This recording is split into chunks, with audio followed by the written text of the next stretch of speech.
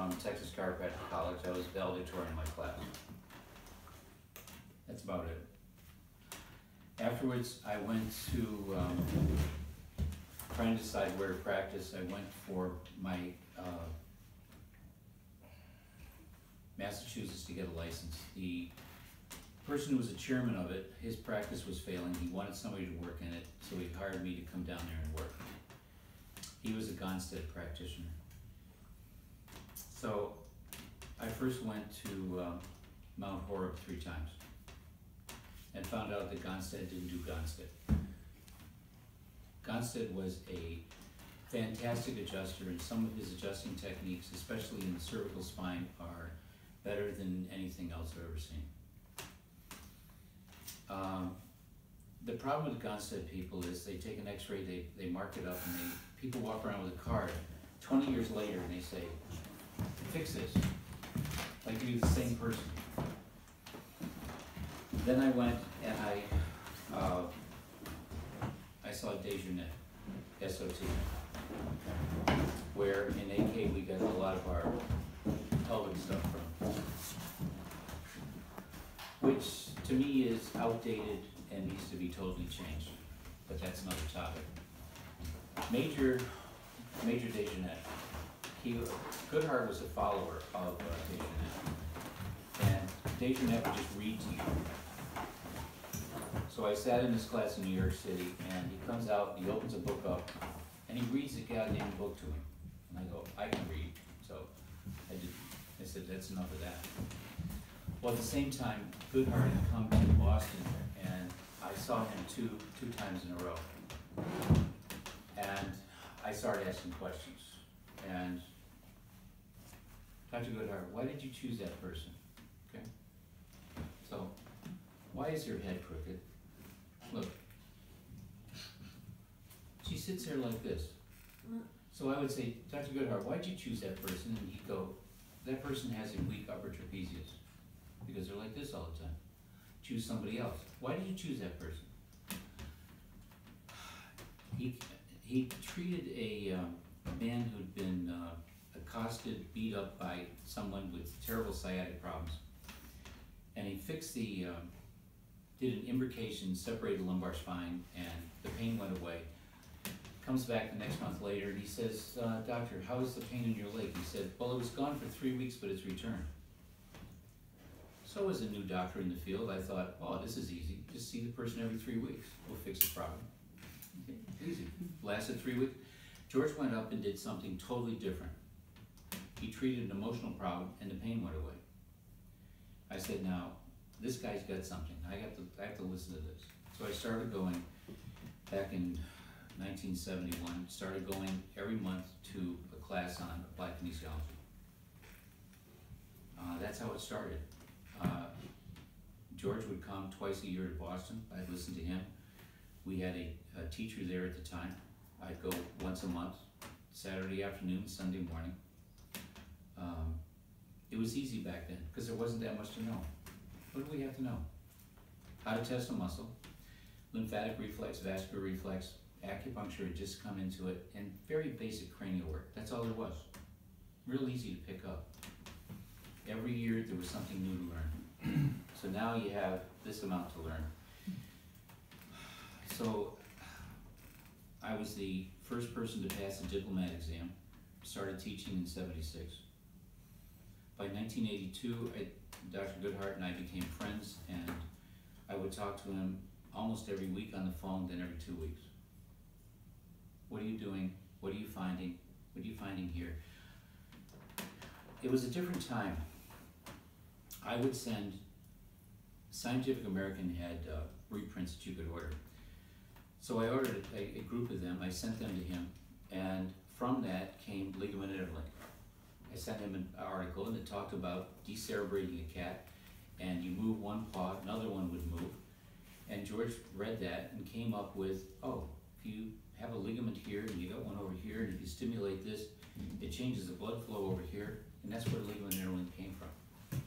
But what we had at that time was people around the country, not so much around the world at that point, but just in the US. When you'd find something, you'd send it to them. And he would read it, and maybe a year, 2 years later, I sent him a book on manual medicine by Dvorak and Dvorak. And from that came spinalogenic reflex. But that's the way it was. We had one central person, and the way he practiced, he would spend an hour and a half with somebody. And so he was always experimenting with what can happen, what can you do, what can you expand with. Then in the 80s, I started to lecture with him. We'd be on the stage together doing things. And that's the way it was until just before he died. So I don't know if that tells where it came from.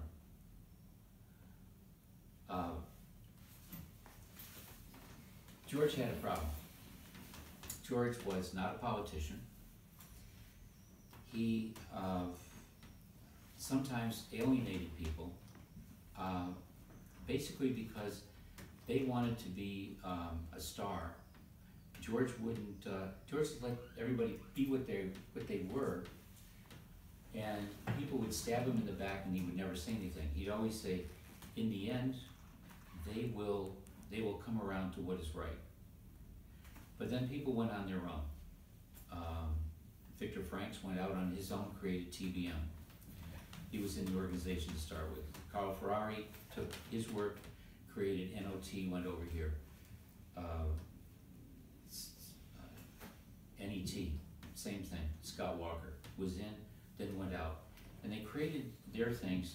At one point we tried to bring everybody back together to try to bring everybody who does muscle testing and variations of it and bring it back in under one big umbrella. And the individuals weren't too interested in doing that. So we've stayed somewhat separated out there instead of being a united front showing what we do and what we can do. The biggest enemy we have is within our own profession. Okay? The politicians in chiropractic are trying to sell us out to be low back specialists. That's it. And in the US, they're trying to push that we can prescribe painkillers.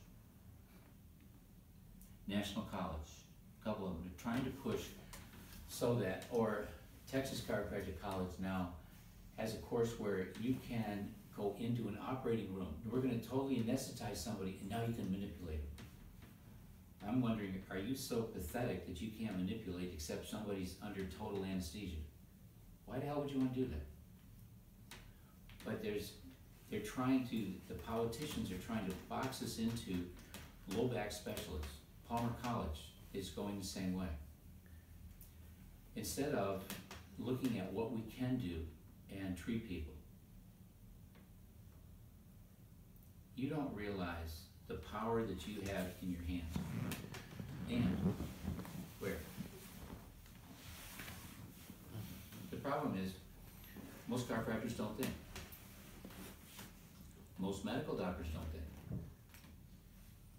I had a physiatrist, medical doctor, rehab center close to my office, one of the big ones around Boston.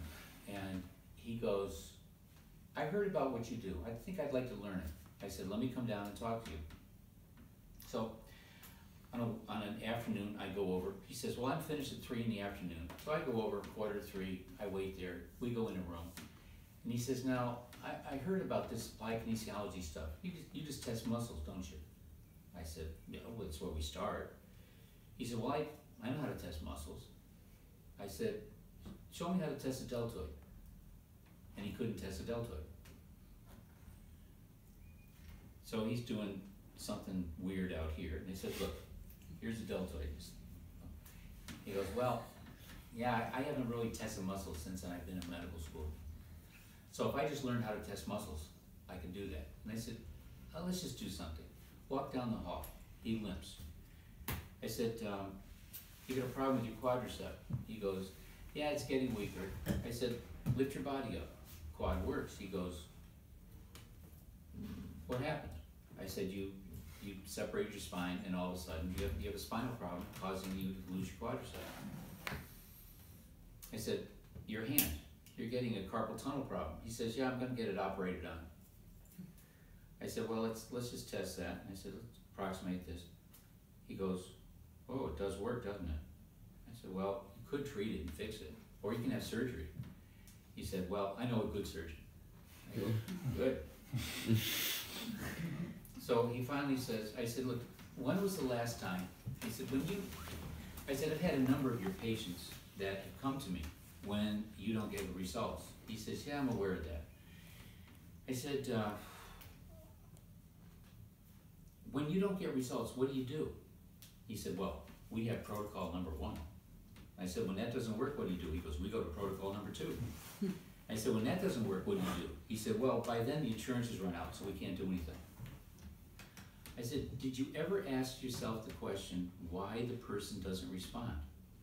He goes, yeah, I used to do that when I first got out of school, but I don't have time to do it anymore. I said, what do you mean you don't have any time? He goes, well, I start at 8 in the morning, I'm done at 3, and I'm out of here, and I don't have any time for that. And he says, what about you? I said, well, I start at 8 in the morning, and sometimes I get out at 8 at night. He said, well, I'm not willing to do that. And I said, well, I guess you'll never do what I do. And he looks at me, and I said, the problem is, you don't want to think. That's your problem. How many medical doctors actually think? Think about it. How's medicine work? You have an elevated blood sugar. What are they already doing? They're already writing out the prescription, okay? That's what they're doing. I spoke to one kid getting out of medical school. He wanted to go into general practice. I said, what's it going to be like for you? He said, I got 12 things. I said, what do you mean you got 12 things? I got one for pain, I got one for blood sugar, I got one for high blood pressure. He says, I got 12 prescriptions. I said, well, what do you do when that doesn't work? I refer him. I refer him to a specialist because I said, so you only had 12 things, that's all you have to do. He says, well, realistically, that's where I am. It's pathetic. Nobody's looking at lifestyle changes. You have more tools at your hands that you can have, okay? Look at just the tools that Goodhart, now, Dr. Goodhart only created 3 things individually. That's all he did. What did he do? Therapy localization. What else? The fact that you can rub a muscle and make it stronger. Okay? Those are the 2 big ones. And came up with an idea that there was an organ-muscle relationship. Those are the only things that he created by himself. Everything else he took something from Janet Trevelli, took it from Lawrence Jones. And he took that and figured out a way in order for you to figure out what the patient needs. When you're treating a patient, what are you doing? You're trying to find out which of those things are the appropriate thing for the patient. You're not fitting.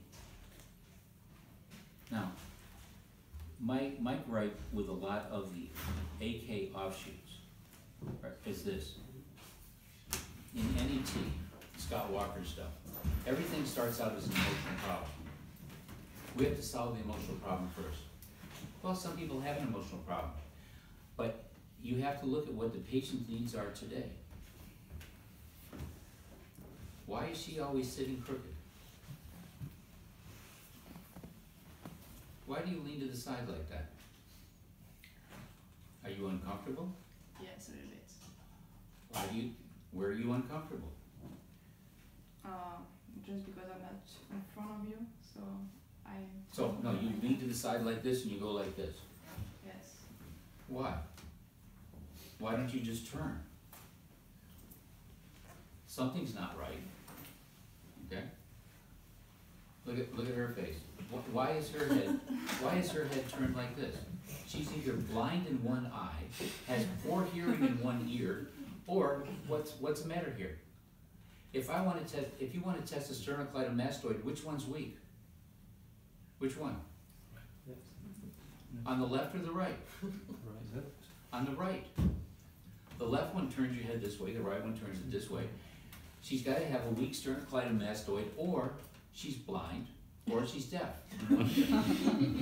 Now, it's possible that she has poor vision in one, and she has to turn her head to do that. And it's possible that she has poor hearing in one side. That's something to consider. But why is her head that way? Okay? That's what you look at. You look at body language. You look at how people walk, they move, and you find out what is important for them today. That's all. We had a person in the class today with Achilles tendonitis for ages, right? And what was the major problem? His head. His head. He had a TMJ problem. Now, who would think that you walk into an office and say, my God, I've had this Achilles tendonitis for years and years and years and it's bothering me, and you actually spend more time looking at why there's a TMJ problem, which is affecting gait, affecting how you walk and you move. Because you look at it, and what do? You look at the person, you look at their face, you see what's there, you look at how they walk and move, and you try to integrate it together. You have to look with eyes. See? There she is again, look at her. What's wrong? Okay? That's what you do. You take all the tools, all the skills. Goodhart gave us a box of 40 different tools. Now, you can add more into that.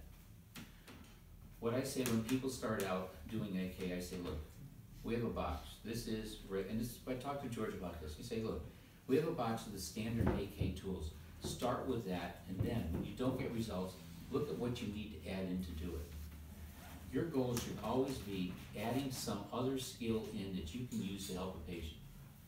And the problem with every one of them is, what is the indication to do it? Okay?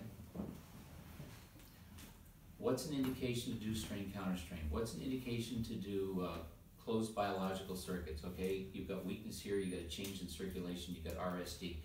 Certain things should pop off and go, I need to do that. You've got an emotional problem. What's going on? You check the meridians. What meridian is off? Somebody today, their face is breaking out all the time. Why is your face breaking out? What are your two options? We did two things. I said, look, you could have therapy localized to this and you localized to the liver and it made it stronger. Do something for that. Or check the meridians. Liver meridian came out. Go to liver. They both got the same results. What was her diet?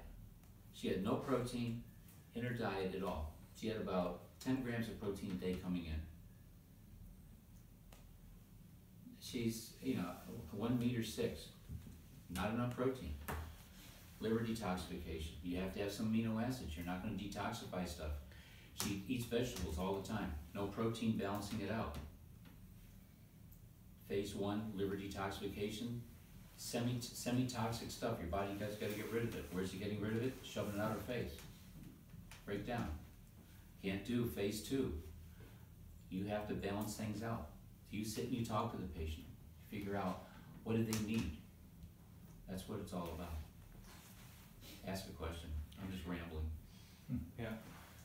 If you say you work from 8 till 8, how do you have all this knowledge? When do you study? Did you sleep? Look, I go 8 to 8, 4 days in a row. I have 3 days off. Okay? So what do I do on the 3 days that I'm off? You go on a boat. I go on a boat with books, read, study, always doing something. Okay? That's life. I have a picture of Dr. Goodhart's chair in his living room.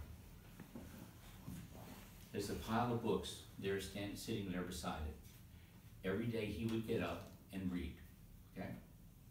I go to bed 9:30, 10 o'clock at night. I'm up 4:30, 5 in the morning. I have an hour and a half in the morning where I'm either on the computer looking up stuff, I'm reading, I'm doing things like that in the morning. Then I go to work, and then I work 12 hours. Come home, cook dinner, go to bed. Get up in the morning, go down, read, make omelet, take my wife cappuccino and an omelet in bed every night. Let's keep people happy. And why shouldn't you bring your significant other breakfast in bed every morning? Okay? I've got to eat. She might as well eat. She has it in bed. And then I go off to work. Okay? No, there was an old Chinese adage that said, live and learn as though you will live to be 100 and you may. You should be learning something new all the time. Okay? All the time. I subscribe to 4 different newsletters of current medical stuff. I pursue, I read through it quickly. Some of the stuff isn't interesting to me, I throw it away. The other stuff, I have got a pile of it. Every once in a while, I'll go in the basement, I'll cut it open, I'll put it on a scanner, I'll scan it all into a computer where I can do a keyword search and find something. If I've got some strange patient with some illness or something, I can find the latest stuff that's out there. There's a computer in every room. If I've got a patient with something, I'm on National Institute of Health, type it in, there's the latest information. It's how you live your life. What do you read? The only time I read fiction is on a plane. I read a fiction book on the way here. I will not read anything about the seminar as I'm traveling to a seminar. I just kind of want my brain blank. Now, do I have stuff to read on the way home? Yeah. I've got a book with different, I just finished a ebook on muscle testing. I looked at all the books on muscle testing and they're all terrible, realistically. So I decided the thing to do was do an ebook because you can implant in video. So I'm sitting there and I say, okay, this is how you test the sternocleidomastoid in sitting position, do this, do this. If it's weak, stabilize the cloud.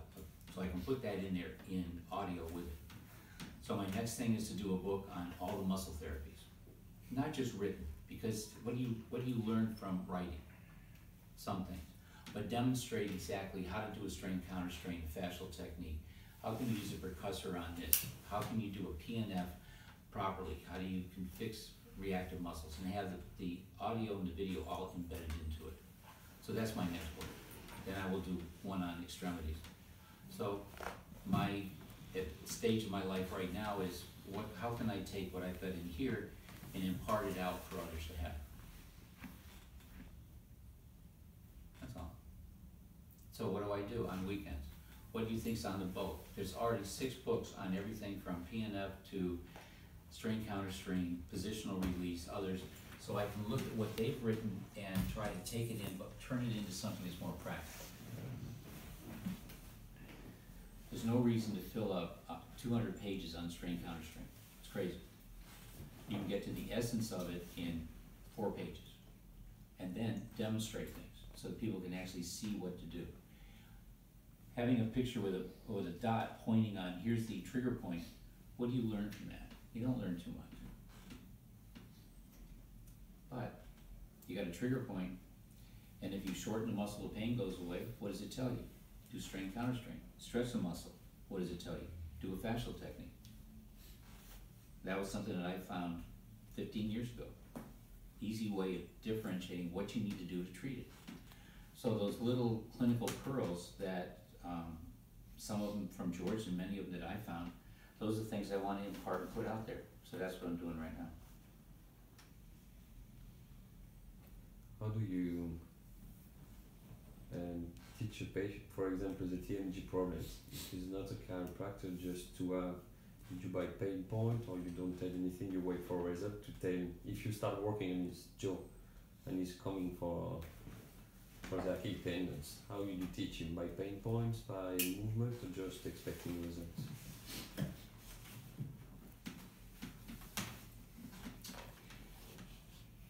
There's a fine line in talking to a patient. Okay? Imagine you go to a dentist and the dentist goes, open your mouth. Now I'm going to take the drill and where I see a little discoloration on your tooth, that's where you have tooth decay, and I'm going to be grinding it down. Now I'm grinding it right now. When it's all gone, then I know I've done it all. What would you think of that dentist? Sure. I would think he doesn't know what the hell he's doing. Okay? I don't explain to my patients what I'm doing. Okay? I'm telling them what I want them to do. Okay? I don't think we have to tell what chiropractic is. They're already in your office. So you have, at the most, 2 minutes with a patient to show that you know what the hell you're doing. Now, how do you do that? You do it by your demeanor, okay? You do it by how you walk in and how you act. You don't walk in and go, oh, my name's Dr. So-and-so, and I'm gonna try to help you. What? No. Stand up, walk, move. Let's see what's going on here. What does that show? You're in charge. What does the hypnotist say? The hypnotist says, as soon as you tell somebody to do something and they do it, you're now in charge. I walk in the room, I say, okay, I've looked at what you have here, walk down the hall, I gotta see how you move. They're up, they're moving. Stand in front of the mirror, let's look at your posture. You see that your hip is low, put your hand here, can you see that? Yes. I don't wanna waste any time. I'm gonna see 40, 45 people today. I don't have time to waste doing all that stuff.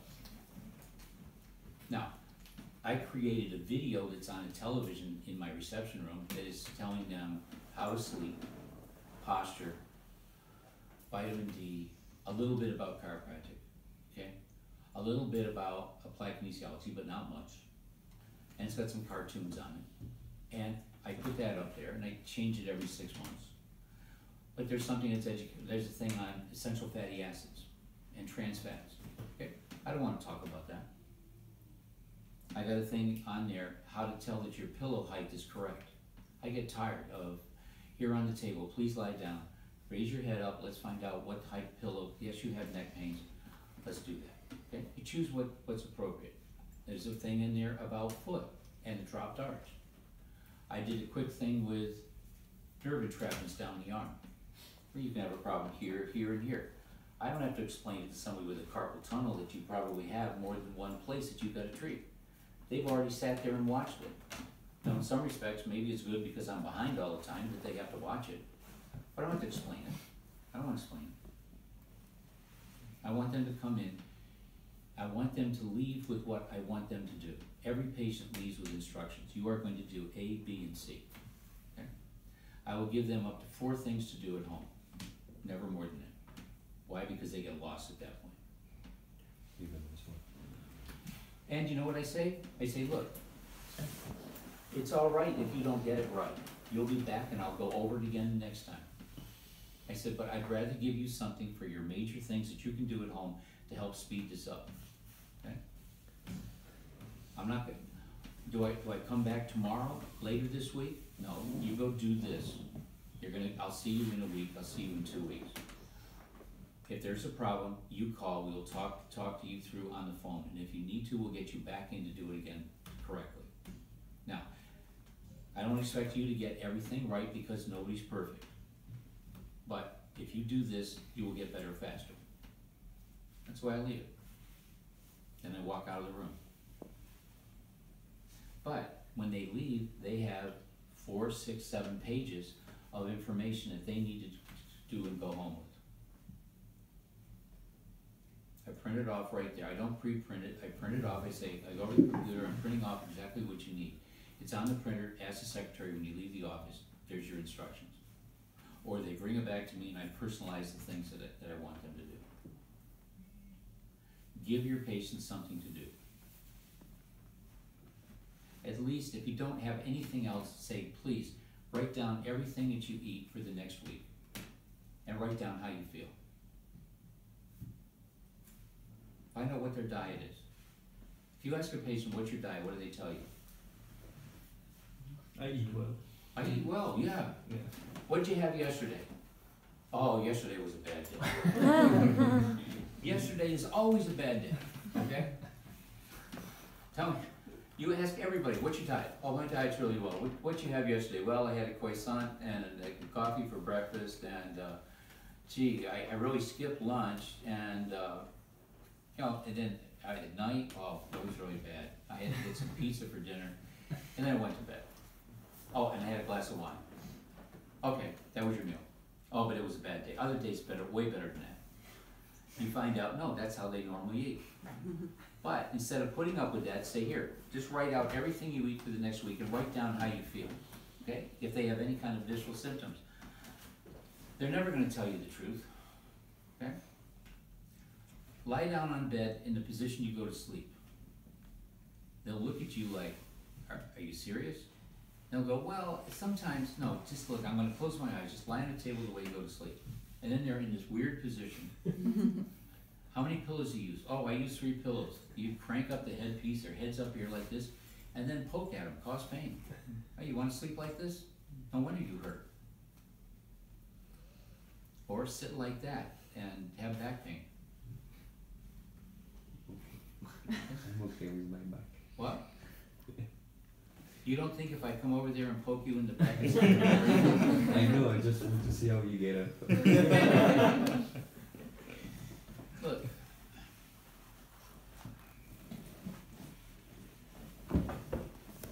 How do,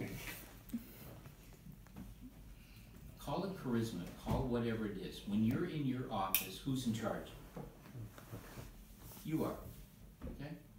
When you walk in the room with a new patient, somebody you've never seen before, how do you want to be?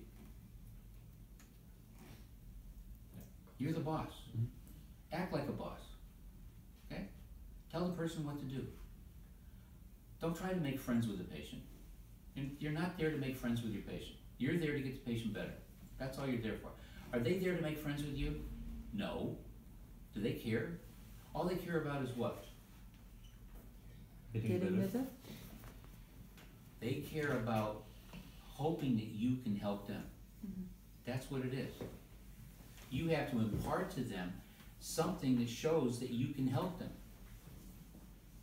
Now, this isn't a chiropractic 1970s. Back then, it was do a 3-day exam, okay? Talk to the patient, come back, we do another exam, on the 3rd day we'll give you a report of findings, then we'll finally treat you. Nobody's coming in for that today. No. They want to know, now, there's nothing wrong with you examining. Now, do I give a report of findings of what I'm going to do? No, because I'm talking to the patient the whole time I'm doing it.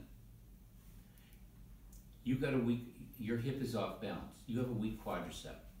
This muscle has to support your pelvis. We've got to get this going. Now, we got to find out why the muscle's weak. Oh, your patella is not moving. We freed up the patella. See how the muscle's working. Now, I want you to feel this. See how it's atrophied? You're going to have to exercise this. Now, the problem is people do exercise wrong. We have to find out how many times the muscle can contract before it goes weak, and you have to exercise it less than that. Oh, I want to go to the gym. No, I don't want you going to the gym. I want you exercising 4 to 6 times a day. 4 to 6 times a day. Look, professional athletes who are injured are worked out, are treated multiple times a day. I want to treat you just like you're a professional athlete. Don't you think you deserve that? Yes. Well, this is what you're going to do. Now, if you do it, you're going to get better faster. You do it slower, it's going to take forever. Now, what do you need to build a muscle? You need protein. How much protein is in your diet? Let's talk about this. Nope. How pathetic some people are today. I had 2 vegetarians in the last 4 months. I said, you've got to eat more protein. Well, I'm a vegan, and eating meat makes you violent. Okay, who was the world's most famous vegetarian? Oh, that was Mahatma Gandhi. No, I'm sorry, wasn't Mahatma Gandhi. Somebody more famous than Mahatma Gandhi? Is it? Yes. His name was Adolf Hitler. The 2 of these go, who was he? That's the state of education in the U.S. today. Now, when a 24, 25-year-old doesn't know who Adolf Hitler was, Wow. you're talking to a complete airhead. You're lost. But they exist, I'm sorry. But you have to impart, okay, you gotta eat the protein. Now, I don't care, you can eat vegetable protein, do whatever you want, but you gotta build muscle. You can't do it with what you're doing. You have to put things together, and you have to talk in an authoritative way that imparts that you know what you're doing. That's all. And if you do that, then the patient leaves knowing that you actually can help them. Because when they walk in the room, when you first see them, they don't know you can help them. They're hoping. But you have to sell them. How do you sell them? You don't say, come back tomorrow, I'll tell you how to get you better. You gotta show them that you can do something. Whether you watch somebody like Jean-Pierre Messerman, you watch how he deals with somebody. How does he deal with them? When he walks in the room with that person, what does that person think?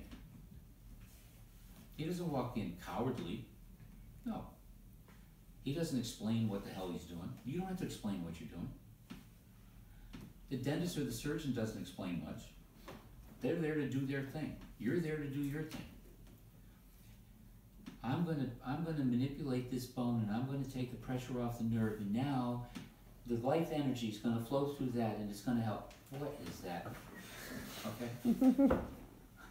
But there are people out there doing that.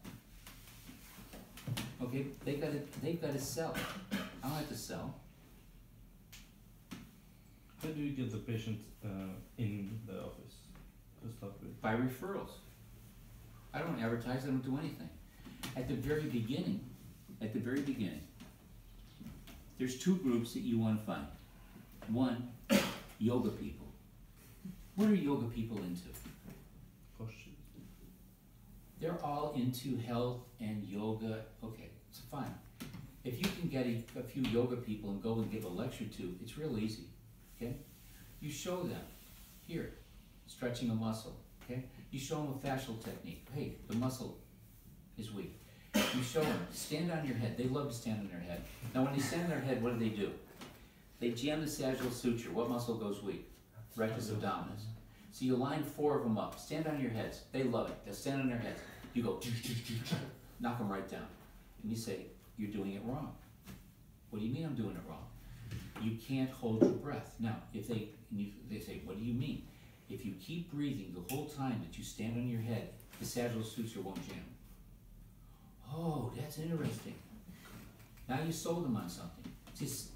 Once you sell them on one thing, then they start to believe in you. You can go back and they will come to you. What's the other group? Martial arts. Oh my God, what are they doing all the time? They're hurting each other. Never sell a martial. You have to come 12 times, 3 times a week for the next. Never do that to somebody in the martial arts because they're never going to come. They come in there, they hurt their elbow, they hurt their shoulder. You fix it, you say, go back and do this. And the next thing you know, and you treat the head of the dojo, you treat him for free.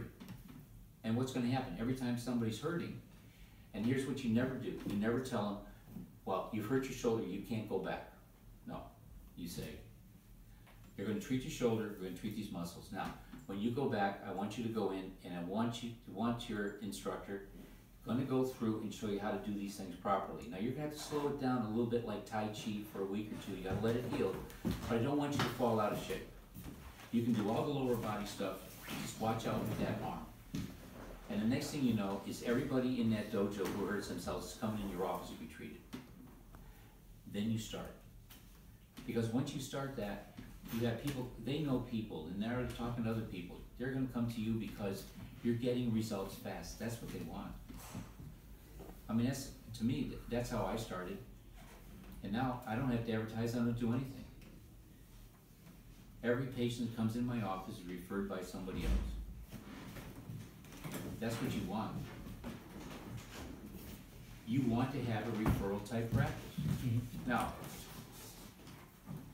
George would say, if you treat somebody with whatever, carpal tunnel, you'll get 10 more. So God, never fix a schizophrenic. And the ADD kids, my God, if you fix one, the next thing you know, you got an office filled with them. If that's what you enjoy doing, then by God, go do it. But I got a few ADD kids better, and then all of a sudden I've got like 20 of them coming in, and it's like, no, you're driving me nuts with all these kids running around jumping all over the place. It's the same thing. You get a schizophrenic, what do they know? They know another schizophrenic. Then you get all the mental people coming in. If that's what you enjoy, that's great. That's not what I do. But if you refuse the referral, I mean, how do you manage that then? Well, again, you want to attract, what kind of patients do you want to take care of? Old people, anyone. You want to take care of old people? Yeah. Okay, fine. You want to create a short lecture that you can do for old people, talking with them on how to walk properly. Okay? How to increase their balance, because they have balance problems. When you get one of your old patients that lives in some home or some place, you say, look, I have a lecture that I can do and teach, you know what I've told you how to walk? I can do that for a group. Do you know a group that would like to hear that? And the next thing you know, you've got an invitation to go talk to a group. Now you start to build. Old people walk wrong. I have a thing on the TV that's up there. I say, you can walk like an athletic person, you can walk like a duck, or you can walk like a penguin. Okay? Old people walk like. Okay? Simple. You take that person and get them to start to walk like a young, I say, look, I don't care if you're 80 years old, I want you to walk like a young athletic female. Get your feet closer together, let's get you walking, notice that your balance is better. Oh, don't look at the ground. There's no money on the ground. What do they always look? They look down. Your balance is in your eyes. You do a few things like that. You show them that their rib expansion goes up. Their balance is better. You put together a little short thing like that, you can go out and go to some place, and the next thing you know, you're going to have 6, 8, 10 patients from there. Because they can't do it by themselves. That's how you start to grow it. You do a thing on increasing hip motion, so they don't need a hip replacement or better knee function. What do older people have? In the meantime, when you do that little lecture, you do a little bit on nutrition, because they'll think of you as just a structural person. So you talk about why nutrition is important. That expands your scope. Now you started to expand with what you're doing with them. Choose your target audience of who you want to treat. Okay? I like treating everybody. Okay? But in the beginning, you need to target a group. Now, all those old people, what do they have? They have younger relatives. So when you fix grandma so that she can walk better, what happens to her 2 kids? You're likely to get them as a patient. Or you say to them, look, I'm going to show you some things. Do you have a relative that lives close? Because I want to go over how to help you better. So they come with somebody and you instruct them. The next thing you know, you've got them as a patient. Wife comes in, husband comes in. Look, you've got whatever it is. You know, I can show your spouse, I can show your significant other how to help you at home better. Why don't you make an appointment and come in with that person so I can teach them how to help you better? 50% of the time, that person is going to be your patient within the next week or 2 because they've got a problem. And they'll sit there and they'll say, oh, I got a problem with my knee. Can you help my knee? Sure. Why don't you make an appointment and come next time with your whoever? And now you got another patient. I always encourage somebody else in the family to come. Okay? In Italy, people come 2 by 2 anyway. But if you carry that over, what you're able to do is to impart to that person that they can help, but almost everybody has a problem that you can help. And sometimes it takes you're watching them walk as they leave, and you go, "You're limp. Why are you limping? Why? What's wrong with your hip? Oh, I've had this problem for a while. Well, you know, we might be able to help that. Why don't you make an appointment to come in next time?" You've already sold them that you know something to do with one. Then you expand your practice that way. How do you, after doing a basic, for example, how do you choose for something younger to increase your knowledge? You choose by failures in practice, or you will have some advice to organize your learnings? No, it's what you want to be. Do you want to know more about biomechanics? Do you want to know more about biochemistry? Do you want to get into emotional problems? You choose where you want to expand your practice. What needs do you see in your patient group that you want to deal with? That's where you go. You start with the group that you have, and then you decide what do you want to learn about next. That's all.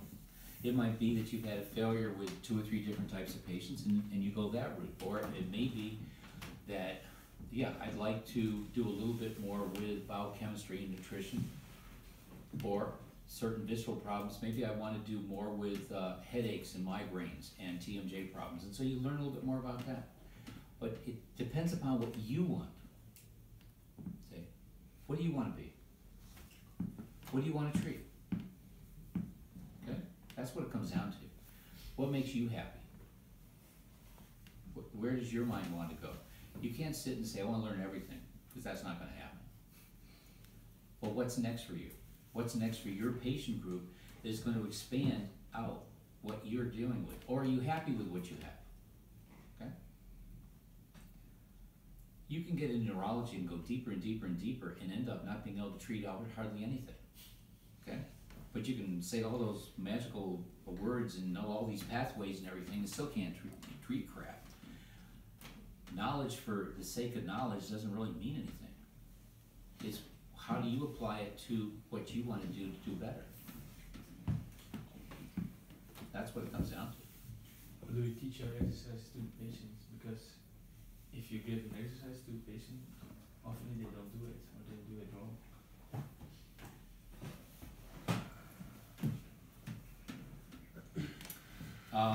If I'm giving a exercise to the patient, I do the exercise with the patient. I give them pages of it, of what to do. So they go home with it. But they've done the exercise at least 3 times with me in the office before they leave. Okay? Then they have the written documentation of it. I've been reluctant in the States to put it on where they can look at it on the internet. I toyed with the idea of giving them a CD with the exercises done. That was just a pain in the butt to try to get it done that way. The problem we have in the U.S. is if I put it up on the internet for them and they gave it to somebody else and they hurt themselves doing it, they could actually sue me for it. So I go, that's out. So the problem is, if I'm giving a patient an exercise to do, I make them do it at least 3 times in the office. I'd say 80% of them do it properly, and about 20% of them come back and I have to make an alteration in it to do it properly. And I go, 80% success, I'm happy with that. But again, you don't want to give too much.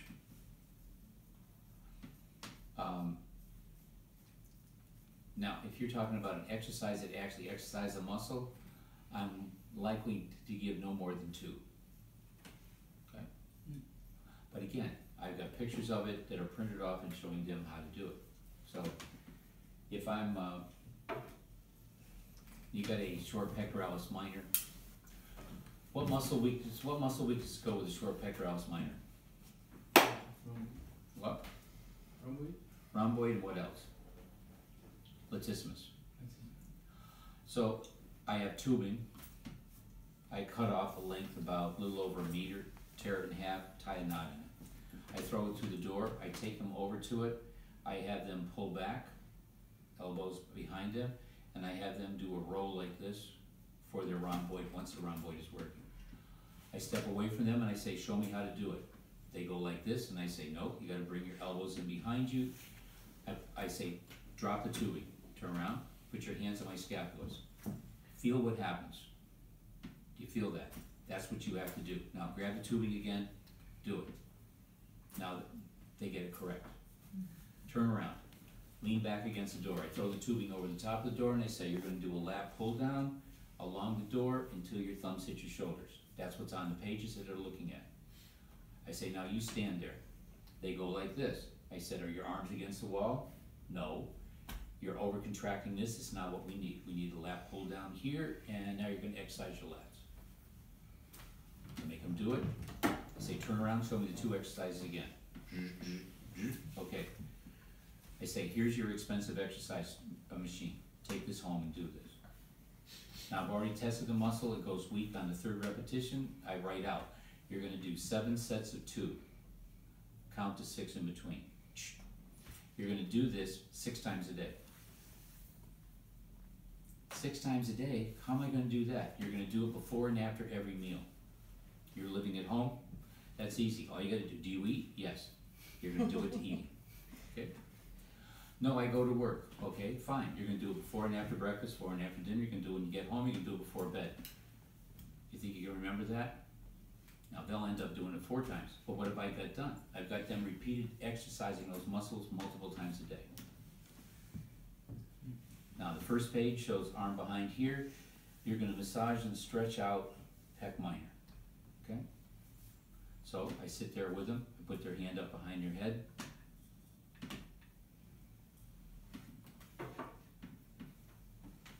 Put your fingers here. Pull your elbow forward. Pull this forward. You feel the muscle that pops up. They go, yes. That's the muscle you have to massage. If you can't find it in the shower, you're going to do this. You will feel the muscle. And I draw a line that says, makes the letter V, and you're going to massage across that. That whole thing takes me less than 3 minutes. But that's their exercise they're going home and doing. But I've made them do this. And what do? They go like this. They say, no, like this. Female. This muscle ends before your breast tissue starts. You're never getting into that. And you're coming in from the side and you have to massage it in order to stretch it. And you're going to do that. When do you bathe? Oh, okay, when you do this, that's when you're going to do that. So you're in the shower, you're going to soak it up so you don't bruise yourself, you're going to massage it, and you're going to do that. And we're going to start to get you to pull yourself back up. Okay?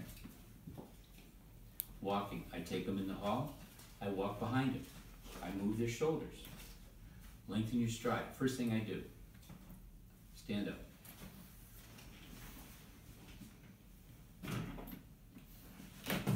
Walk across the room.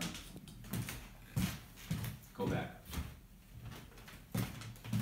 Grab your butt. Grab your gluteal muscle. Look.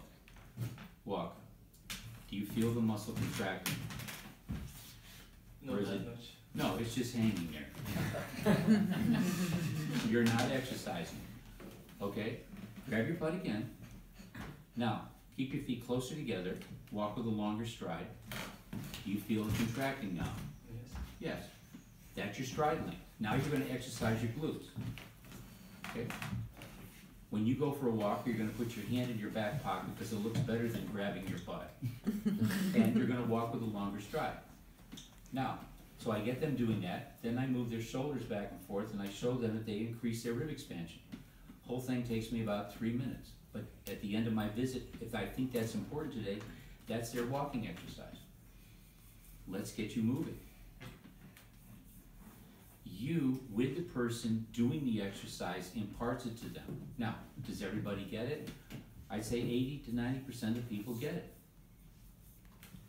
The ones that don't, okay, fine. They come back, you say, well, that's not how I told you to do it. And I say, nobody's perfect. I say, I have a friend in Switzerland. He stutters badly, he's Swiss, and he says, nobody's perfect. And I go, see, you're just like him. It's always perfect. You can't expect everybody to do it perfectly, but by the second time, they're exercising, doing what you're trying them to do. Just don't give too much. Look, there's the problem when you deal with a patient. What is the most important thing you need to do today? That's number one. When a patient comes into my office, they take a paper. They can list 4 things. They grade it, their pain level between 1 and 10, and they write down 4 things, and they draw on their body where they hurt. They can write on that thing anything they want. They can write migraines, they can write asthma, they can write eczema, I don't care. I let them write 4 things down. And when they give it to me, they can go up to 4. I look at it and I say, today we're going to work on 1 and 2. 3 and 4 are not important today. Or we're going to try to do something for all 4. Why? Because the person comes in your office and how they feel today is what's important to them. I want to address at least one thing that's important to them. Not what I thought a week ago or a month ago, but what they feel today. So they fill that out. They fill it every single time they come. I look at that. Now, do I have to listen to them talk? Do I have to ask them how they're feeling? No, because it's all written down. If I want to ask a question about number 1 with the pain in their knee, I can ask them. Other than that, they've number 1. They've written out pain in knee, and they've circled around the patella. What am I going to do? That's what's important for them today. Now, I may think something else is important, like their jaw or something, but I have to address what they thought number 1 was. That's why they came today. What they came today may not be what they came for a week ago. They may have a splitting headache today, and you're trying to fix their low back when their headache is pounding on them, and they write down severe headache, left side of the head. What am I going to do? Treat their low back? No. Does this hurt? Yes. Do you have a cranial problem? Yes. Do you have a TMJ problem? Okay, let's get rid of this, and we'll do something for your low back. That's what they want. If you take your car in to be serviced, and the car is shaking at 60 kilometers terribly, and the guy says, you need a new exhaust system. Are you going back to that guy? No, I came here because my car is shaking. Well, no, but your exhaust system is leaking. We need to repair that.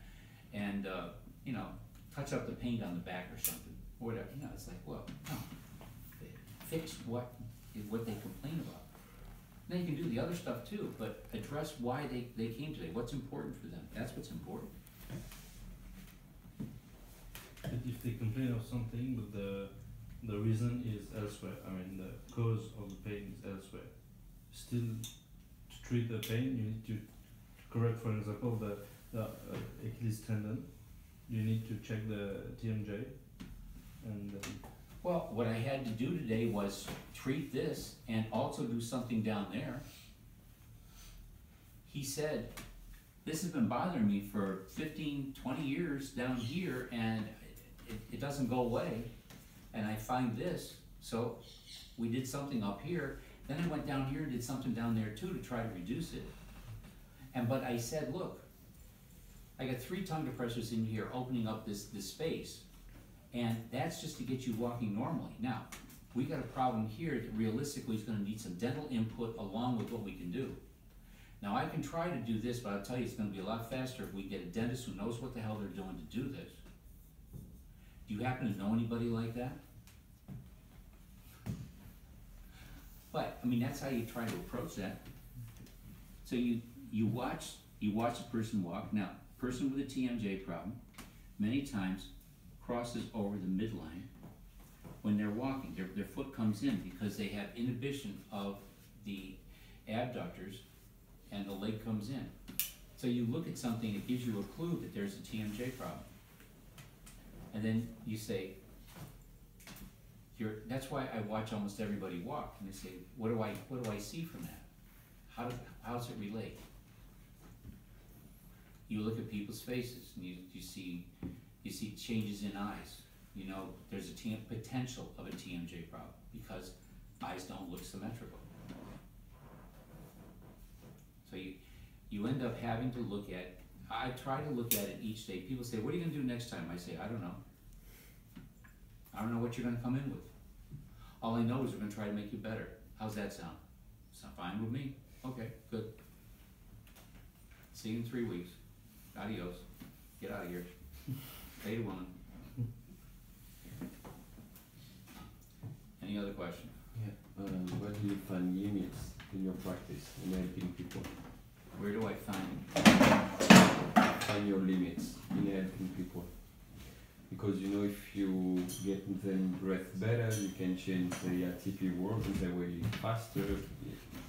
Choosing limits in I accept this case or not. Accepting a patient or telling a can you start with easy case, no low backs, blah blah blah, and after you start learning, you start carpal tunnels. But when you have strange Look, cases, there's only one patient I've ever refused to treat. Okay? He was an oral surgeon. He said, you work with TMJ? I said, yes. And I said, you? He said, yeah. He said, I do condylectomies. That's when they cut the condyle off. Just cut it off so your jaw just hangs there. He said, well, I got a low back problem with a disc that's bulging. Do you think you can help it? I said to him, no, I think you need surgery. I looked at it and went, if you're crude enough to cut off people's condyles where they feel better for about 1 year and then after that it's hell because you can't do anything because there's no condyle, I felt that that person needed surgery. He's the only person I've ever refused. You don't know what you can do with somebody, okay? I've had MS patients, I've had patients in wheelchairs, I've had stroke victims. I had a patient who was in a coma. No, I got the person out of a coma in 2 days. I've got MS patients that can start to move their arms. I'm in Montreal at a seminar, and somebody from motion palpation was doing a seminar in the same hotel. And they wheeled this guy in a wheelchair. And the guy walks in and says, oh, you're never gonna help that person. 20 minutes later, I had him moving his arm. I go, he wouldn't have even tried. Now, I will try, okay? How do you know what you can do, what you can't do? Now, there's time to say, look, I can't help it. I can't do any more than this, okay? There's that. And there are patients that you're gonna lose. Some patients need surgery. And I had a ALS patient that I was able to keep alive about a year longer than he was supposed to. Now he died. Did I fail? Or did I give him an extra year with his family? So sometimes you have to look at it and say, yes. Did I fail? Did I lose him? Did I wish I could have done more? Yes. But he had an extra year with his family that he wouldn't have had otherwise. So, if you help somebody like that, is it good or is it bad? Okay. You don't know what you can do until you can try. That's the whole thing. So why not try? If you don't know what to do, then at least test. In Toronto, they brought in a hockey referee who had been hit on the ice, fell to the side, hit his head, and 1 week later could not walk without being held up by 2 people. He'd been like this for almost 2 years. 2 people, he walks in, he sits down. I said, can you lift the leg? Can you lift this one? What would you do? I had him hum, I had him count. He could do this. I did some cranial work on him. I did that. I said, try to stand up. He said, I can't do it. I said, sing the national anthem of Canada. So he starts singing, oh Canada, and he stands up. He stops and falls down. I said, you can't stop. He says, why? You're increasing brain activity, you're getting a better response from this. You have to keep, for right now, you've got to keep singing in order to get that going. Now, I want you to stand up this time and I want you to walk. He said, I can't walk. I said, we will catch you. Nobody's gonna touch you, but I want you to walk. He started singing, he got up and he walked. Then he stopped and we had to catch him. Okay? Now, 2 months later, the doctor that was there in the class was taking care of him. He's now able to walk without singing. Now, what do? We didn't have him sing. I had him listen to earphones with the music coming into his ears, and it did it instead. Now, all you do is take whatever little bit that you have from applied kinesiology, and you apply it to see if there's a response. The best story of that one, there's a Catholic school just down the road, and there were 2 singing sisters there, and they had a brother who was a priest who was in an auto accident in Pennsylvania. They brought him up, and he couldn't walk down the hall, and he stuttered badly.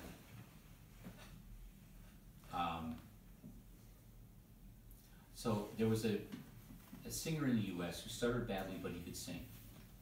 So I played music into which ear? Which ear? I played classical music into which ear?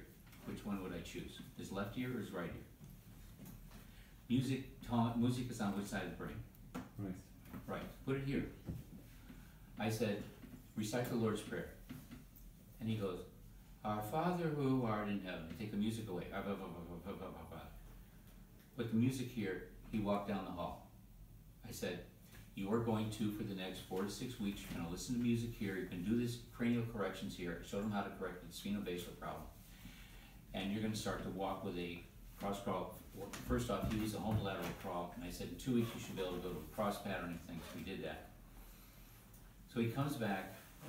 He's walking, walks in normally. He's talking in a sing-songy voice, just perfect. He said, I want to go back to my parish, but I'm going to go to some place and sequester myself to find myself with God. Okay, that's what you want to do. So he goes to this place, and he falls in love with a nun. Okay? After 3 months of not talking, he professes his love for this nun, that he wants to leave the priesthood, marry this nun, and the nun says what?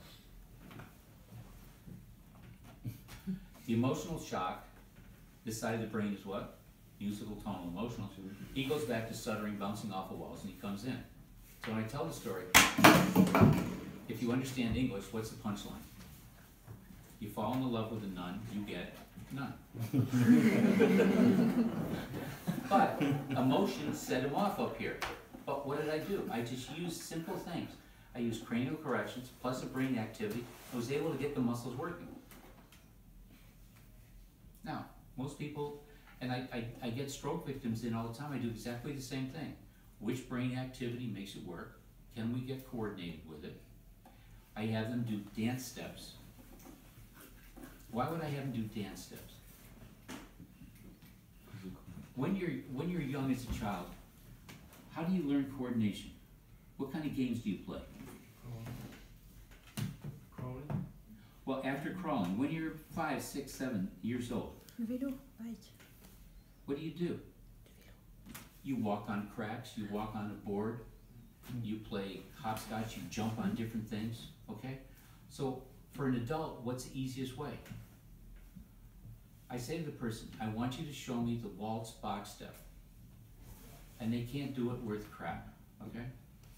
I get them to hum, and I say, now, let's get you, why are you doing this? You need to learn neuromuscular coordination again. Your brain doesn't know where your feet are. Please, let's start with something simple. I want you to do 2 dances every night after dinner with your partner. I'll step on his feet or her feet. Don't care. Stand apart, do it. And then make it a little, but all of a sudden they start to gain coordination. You have to think, how can you apply things to the patient for where they are that's going to make them better? That's all you're after.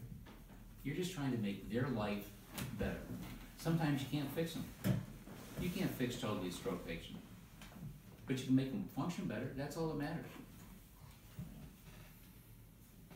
You have more skills than you can dream that you have. You're limited by your imagination. That's all.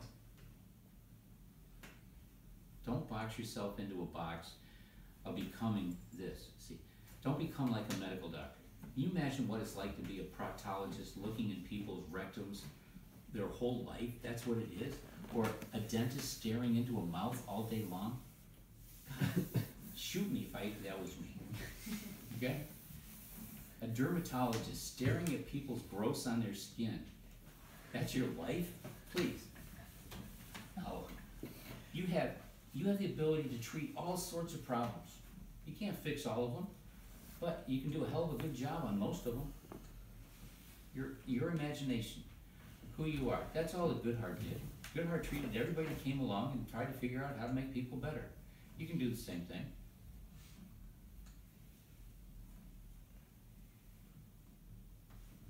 Yes. What do you think is the best thing for applied kinesiology in the future? What is the best thing for it? Yeah, how do you see future, or how would you love to see it? Well, that's two different things. We have tried to be defensive. Let's defend ourselves. Let's defend what a muscle test is. Let's spend our time doing stuff to people who will never accept us. Okay?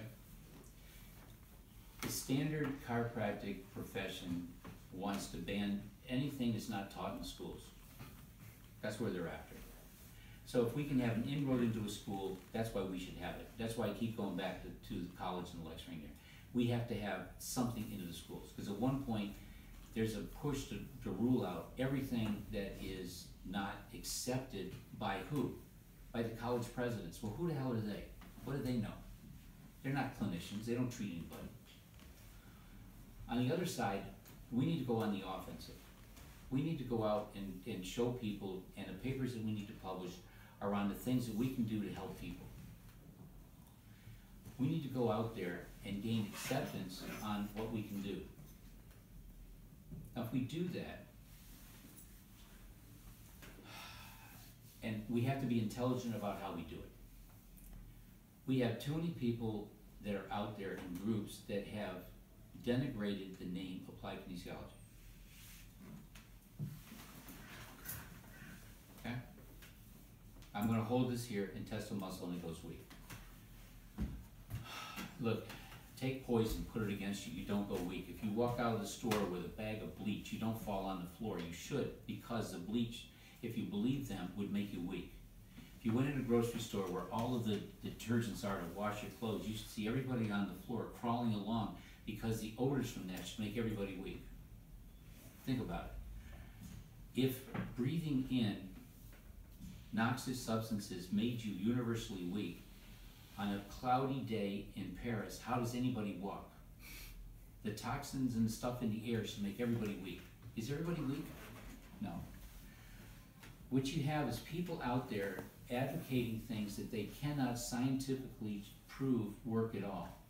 And we get blamed for it. So when you have the German medical doctors taking all of these nosodes and putting it on the body and testing, or putting their hand on top of it and going, no, there's nothing in this box, there's nothing in this, oh, there's something in this box, oh, it's this. You want to believe that? Can you prove that? Can you have 5 people come up and do the testing and find exactly the same thing? And the answer is no, because we tried it. We have to get away from the stuff that is the negative thing that turns people off from it, from what we do. And sometimes we're going to have to publish things saying, no, that is, I call it goofy kinesiology. That's what it is. And we have to get back to something that we can prove and sell out there of the positive things that we can do. Now, I'm not saying that some of that stuff doesn't work sometimes, but that can't be the image we have. That has to be the stuff that's in the background that you do when you fail with everything else. Surrogate testing. I'm going to test this person by touching here and tell you what's there. Well, if you're dealing with a person in a coma, or a person who's totally quadriplegic, okay, you want to do that? I can buy that. But when there are other options, why do you do that? But I know people who that's all they do in their office. They take their secretary or somebody, put them there, and they test this person, and they do that. No, that's not what we need. We need to take down the things that we can do and start to put it out there. We need to put out there, look, we know that walking like this makes you weak, right? Why don't we publish it? Why don't we go out there and say, look, we did 100 people, 200 people, and found that when you walk with your hands in your pockets going like this, that all of a sudden you started to lose neuromuscular coordination, you tripped over things, your muscle, not only that your muscles came weak, but you lost other coordination problems, okay? And it comes out of the AK group, okay? This is a positive action, that's a negative action, okay? Let's take a number of people, we'll take screwdrivers. We will screw like this and test the grip strength afterwards and find out that you're weak. This is not a positive, this is positive, okay? We'll take it over to tennis. Doing this in a backhand will slowly make your arm weak. Doing it this way strengthens it. You throw it out in the sports world. Doing this is positive, doing that is negative. You do this too many times. How many times? It goes weak. If you totally compress a muscle and make it contract, the muscle will become weak. Okay? So, elderly people wear compressive stockings. Most of them are so tight that their lower leg muscles don't work. Now they stumble. It would take nothing to put out a paper that says, we put this spig on here, we pumped it up, and found out the person lost coordination at, it's around 45 millimeters. But some of those stockings are 60 millimeters. Now, what have you done? You've gone out there and showed a positive thing of where doctors have to be aware of when they prescribe supportive stockings like that they potentially are hurting their patients. And it comes out of the chiropractic profession with using applied kinesiology skills. We need to be on the positive side, putting out stuff about ourselves. So you're talking about doing scientific research on what kind of stuff we can treat in AK. Right, but gaining a positive influence and not just going, we have to justify that what are we doing when we're testing a muscle? What are we really testing? Or that we should test it, we should ask the patient to push first or second. Get away from that. Nobody's going to buy that anyway. What we want to do is start to gain a positive image. What's a positive image of chiropractic? Results.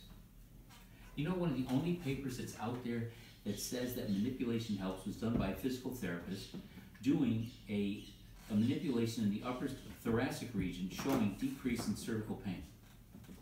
And it came out of an osteopathic group, right? But a physical therapy group, not out of a chiropractic group.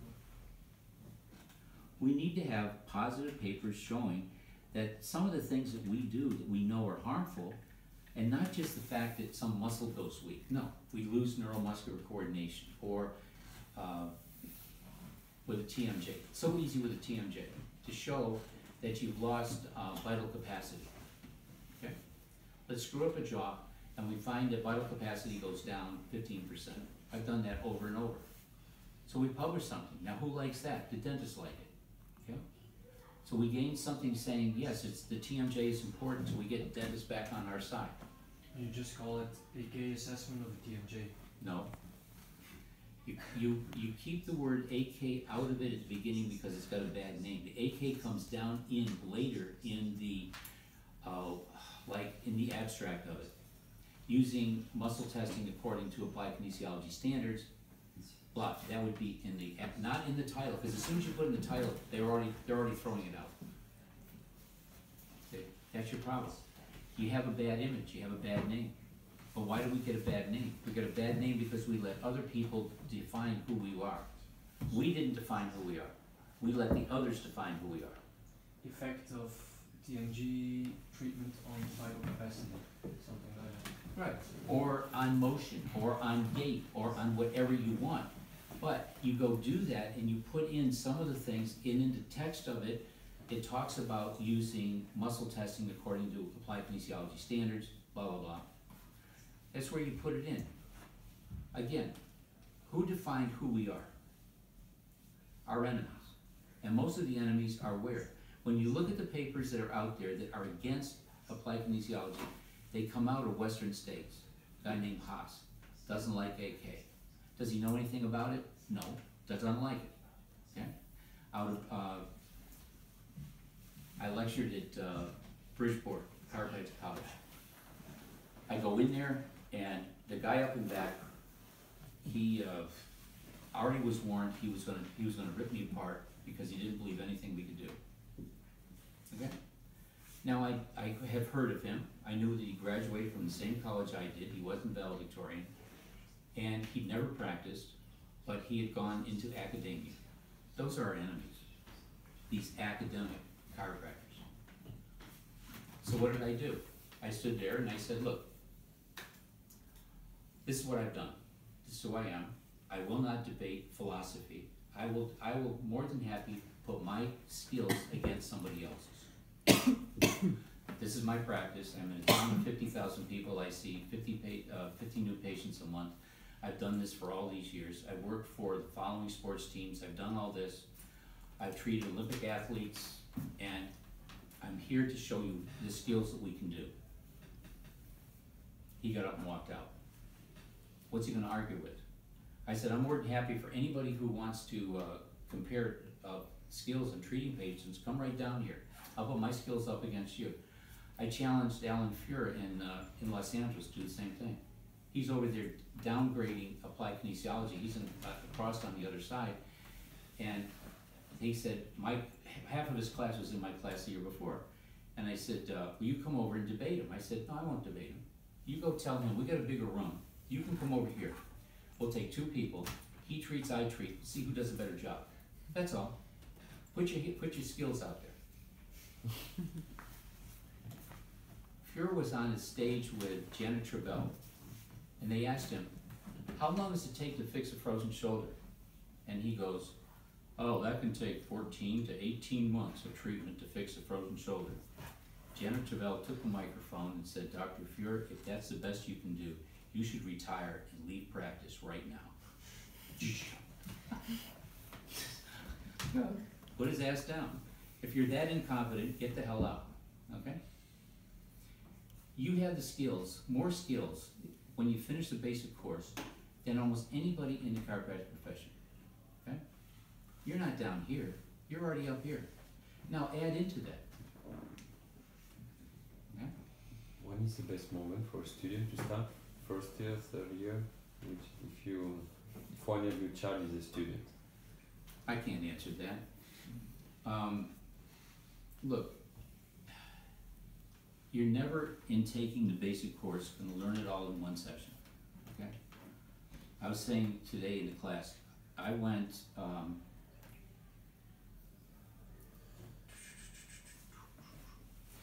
I did the basic course in Montreal, basically, probably 20 times.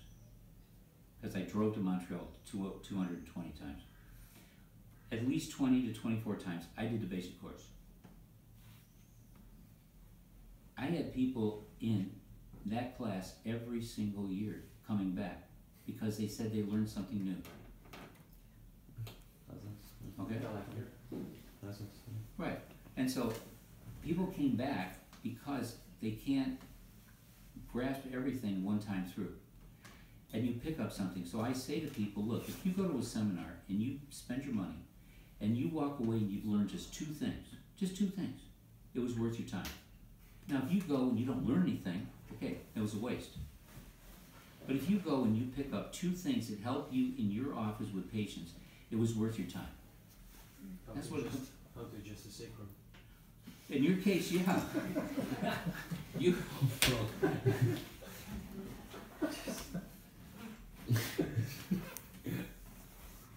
He's trying to do a sideline. Put the sacrum in, okay? What's the angle at the sacroiliac joint? It's at an angle, right? He's dropped his elbow down. He's going parallel with the floor, trying to realign the sacrum. It's like, no. Every time he went to adjust it, he drops his elbow down. He's slamming it, making it worse. How many times? And then he blames the damn belt. Person had a belt on. You have to visualize the angle that you're trying to move it. And what's the other thing? What's the phase of respiration? Let the body help you. Sacral apex moves how on inspiration? Anterior. So the base moves posterior. And on expiration, it goes the other way. So if you're trying to move the base, what phase of respiration do you want to use? Expiration. That's all. In your head, you go, how do I want this to move? What's happening in the body? Coordinate your phase of respiration with what you're trying to accomplish. And then, if you're slightly off, it doesn't matter because the respiration helps you, not against you. But while the person is expiring, move it. Don't hold your breath. Get your line of drive right. That's all. There's nothing magical to it. Any other question? So are you coming back to Paris to teach? Yeah. Next January. Next January? Starting with module 1, basics? Yeah. January, June, October, the following January. Okay. 4 sessions. Basic course, 4 sessions. Right. Spine, then a review of extremities, then cranial TMJ in the fall, and then visceral problems, meridian problems in January.